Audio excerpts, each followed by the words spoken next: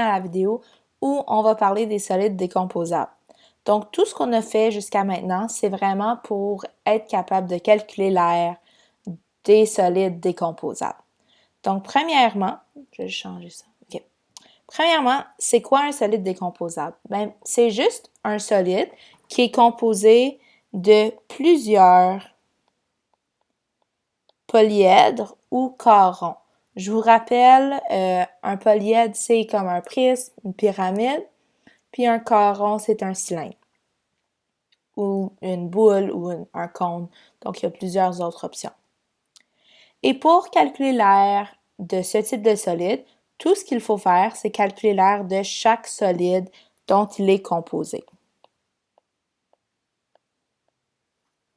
Mais ce qui est important, puisque la plupart des élèves ont de la difficulté à comprendre, c'est que quand je te demande de calculer l'air d'un solide décomposable, comme celui-ci par exemple, je te demande juste de calculer la surface extérieure du solide. Donc, moi, ce que j'utilise comme truc, c'est quand tu calcules l'air, c'est que tu veux calculer la surface à peinturer. Donc, si je regarde ce solide ici, je vais peinturer l'extérieur du solide. Par exemple, l'hexagone ici, je vais pas le peinturer parce qu'il est à l'intérieur de mon solide. Donc ça, c'est où c'est un petit peu difficile à voir au début, mais au fur et à mesure qu'on fait des exemples, ça va être plus facile. Et c'est aussi pour ça qu'on n'utilise pas vraiment des formules. On utilise un petit peu plus notre logique. Donc, ce que je vais faire ici, il y a 3 exemples. On va faire un exemple par cours. Donc, aujourd'hui, on va faire cet exemple-là. Au prochain cours, le deuxième, et ainsi de suite. Donc, détermine l'air de ce solide-ci. Et encore une fois, l'air, c'est juste la partie extérieure. Donc, moi, ce que je fais, c'est que je commence soit d'en haut, soit d'en bas. Donc, je vais peinturer la base ici, parce que si je tourne le solide, c'est quand même une des faces extérieures. Donc, ce que j'ai à peinturer, j'ai la base hexagonale. J'ai aussi mes faces latérales du prisme.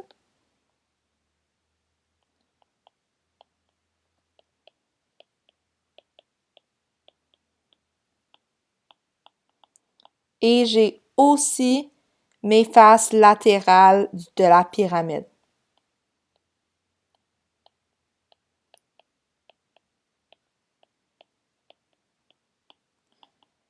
Puis je vous rappelle, je ne vais pas calculer l'air de cette base-là puisque ce n'est pas à l'extérieur de ma figure. C'est comme une surface collée, donc elle n'est pas là. C'est juste un peu pour vous aider à visualiser le solide. Donc, je vais juste faire des petits numéros pour m'aider dans mon organisation. Donc, premièrement, j'ai ma base. Puis ici, c'est important de savoir c'est quoi la forme, comment tu calcules l'air de cette forme-là. Donc ici, c'est un hexagone. Et je vous rappelle, pour calculer l'air d'un polygone régulier, c'est Cantu. Le côté mesure 8 cm. Ici. L'apothème de la base mesure 6,9. Et j'ai 6 côtés puisque c'est un hexagone. Je prends ma calculatrice. 8 fois 6,9 fois 6, ça me donne 331,2. Et je divise par 2, qui me donne 165,6 cm². Donc ça, c'est l'air de la base ici. Si je continue, j'ai mes rectangles. Donc, je vais calculer l'air d'un rectangle avec la formule base fois hauteur. La base du rectangle, c'est 8 cm et la hauteur, elle est de 16. 8 fois 16, ça me donne 128. Et ça, c'est l'air d'un des rectangles. mais j'en ai 6.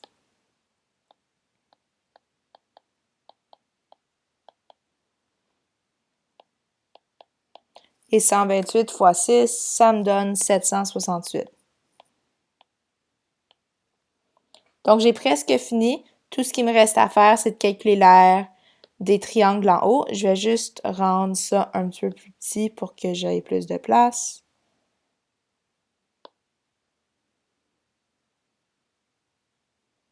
Ah ben là, ça marche pas. OK. Troisième, c'est nos triangles. Donc, la formule d'aire d'un triangle, c'est base fois hauteur divisé par 2. Ici, la base du triangle, c'est 8 cm et la hauteur, c'est 14. Et donc, l'aire d'un triangle, c'est 56. Mais encore une fois, ici, j'en ai 6. 1, 2, 3, 4, 5, 6. Donc, l'aire latérale de la pyramide, c'est 56 fois 6. Et c'est 336 cm².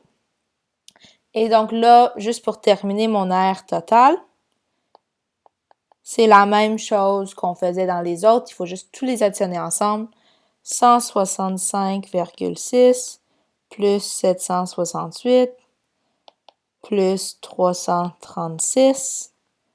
Et ça me donne une aire totale de 1269,6 cm². Et ça, c'est ma réponse finale. Donc, je vais juste faire un petit rappel de ce que j'ai fait. C'est que premièrement, il faut vraiment, ce que j'ai fait en haut, ça peut vraiment vous aider. Donc, ce que j'ai fait, c'est que j'ai regardé quelles sont les faces extérieures que je vais calculer. Donc, j'ai la base ici. J'ai mes rectangles latérales, les faces latérales du prisme. Et j'ai aussi les faces latérales de ma pyramide, les triangles. La base ici, puisque c'est comme à l'intérieur de mon solide, je la calcule pas. Et donc, j'ai calculé mes 3 aires séparément, puis je les ai additionnés ensemble pour obtenir l'aire totale. Donc, c'est vraiment ça, tout le monde. C'est pour ça qu'on n'utilise pas vraiment des formules pour l'aire latérale. Je trouve que c'est plus facile pour vous de juste utiliser votre logique puis de voir c'est quoi les formes dont on a besoin. Donc, c'est tout pour ça, puis à bientôt. Bonne journée!